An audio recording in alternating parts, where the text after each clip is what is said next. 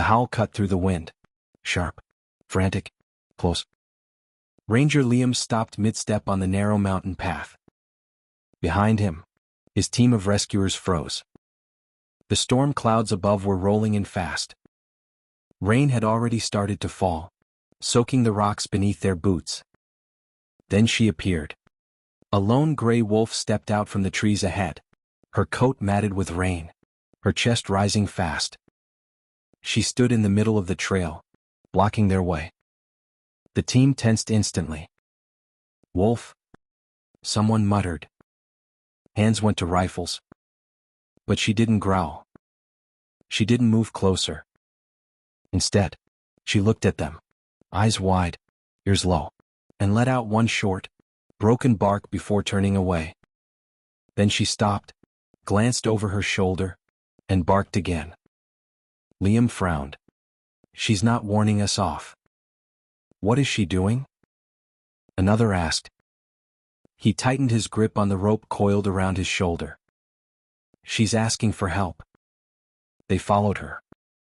The wolf moved fast through the trees, tail low, pausing every few steps to look back. Her paws slipped in the mud, but she kept going. The rescuers struggled to keep up, ducking under branches, boots sinking into the wet ground. Liam, this is crazy. One shouted. She could be leading us into an ambush. Liam shook his head. She's alone. Look at her. She's desperate. The wolf stopped ahead, barking again. Sharp, urgent, and full of panic. Then they heard it. A faint whine carried by the wind. Liam broke into a run. The trees opened into a clearing, and his stomach dropped. A ravine split the mountain open, its edge slick with mud. Halfway down, clinging to a thin ledge, was a small wolf pup. Its tiny paws scrabbled for grip. One foot slipped, sending a shower of dirt into the void below. Liam crawled to the edge of the ravine. The rain had turned the slope into a slick wall of mud. 20 feet below, the pup was trapped, pressed against a crumbling ledge barely wider than its body. One paw dangled over open air.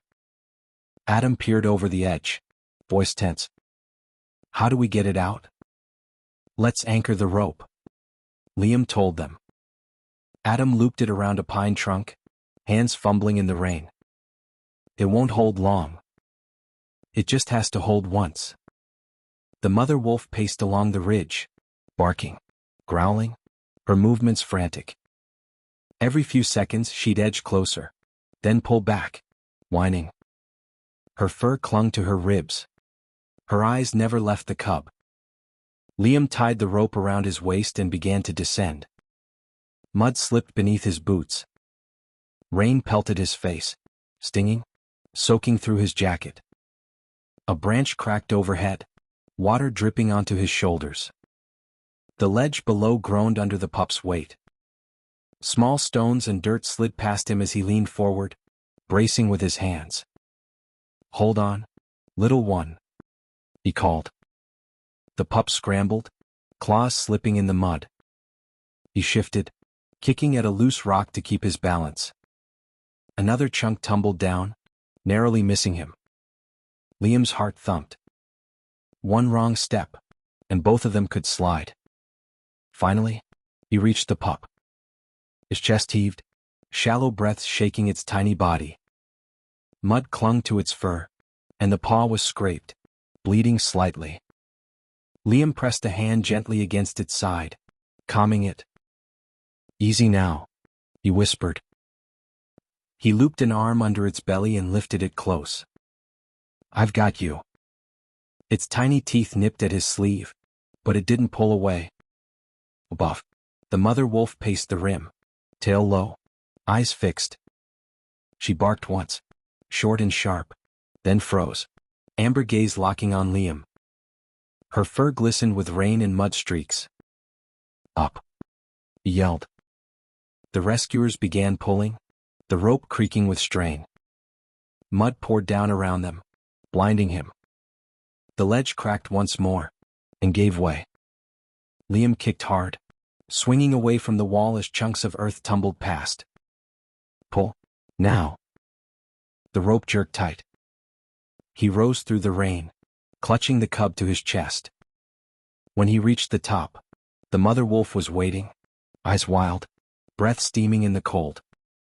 She didn't lunge. She just stared, amber eyes glinting in the rain. For a long moment, no one moved. The pup lay in the mud, his small body shaking. Rain slid off its fur in thin streams. The mother stood only a few feet away, tail low, chest heaving. She took one step forward, then stopped, caught between instinct and fear. The team exhaled together, hands muddy and shaking. Adam muttered, "That was too close," and checked the rope, still slick with rain. Liam just nodded, heart still pounding. Liam crouched, keeping his head down. "It's all right," he said softly. "You're together now." The wolf's ears flicked. Her growl faded to a deep rumble that vibrated through the ground. Adam whispered, "Should we back away?" "Not yet," Liam murmured. The wolf circled her pup once, sniffing its side, then licking the mud from its face. The little one gave a small cry and pressed against her leg. Liam exhaled, relief breaking through the exhaustion. "He's okay," he said quietly. Then the wolf looked up. Her eyes locked on his, bright, steady, golden under the gray sky. She stepped closer, paws sinking into the soft earth. Every instinct told Liam to retreat, but he stayed still. The wolf's nose lifted. She caught his scent. The rain softened, falling in thin sheets around them. For a heartbeat, the space between man and wild vanished. Her gaze held his, calm now, no longer desperate, just knowing. Liam dropped his rope and lowered himself to one knee. "You're safe," he whispered. He grabbed a strip of cloth from his kit and wrapped the pup's paw carefully, removing grit and debris. The pup whimpered, then relaxed slightly, pressing against him.